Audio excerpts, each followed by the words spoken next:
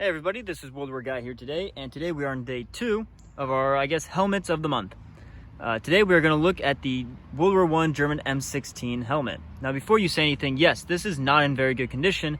It isn't really, in fact, a relic, I would say. But we can still look at the design, see what the Germans were thinking about. So as the name implies, the M16 was first developed around 1916. The Germans realized they needed more head protection for their soldiers, and they saw, the French had the M15s, which prompted them to develop the M16. Now, as you can see, it's a very distinctive shape, very similar to the World War II German helmets, and realistically the helmets we see today. As you can see, it slopes down here, covers the ear, and offers great protection. Now, the helmet, as you can see on this side, there's a lug. Now, normally it would be on both sides, but this one somehow broke off. Now, these lugs were air vents, but they were also used to attach a piece of armor there. I'll post the word in German on the bottom of the screen there.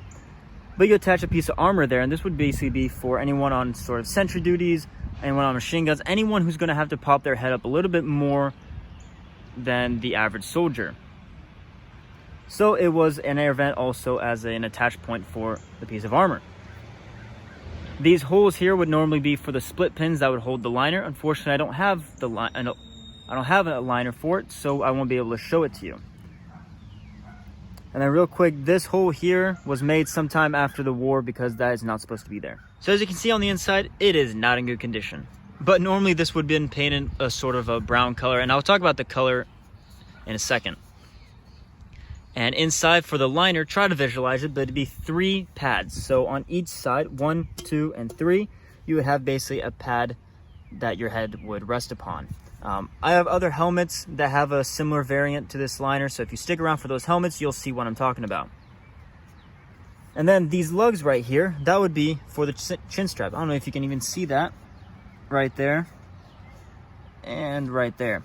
Now these are very similar in design to the German Pickelhaube, as you would basically attach the chin strap here and you could take it off. But this was soon removed because it wasn't very practical and not very comfortable.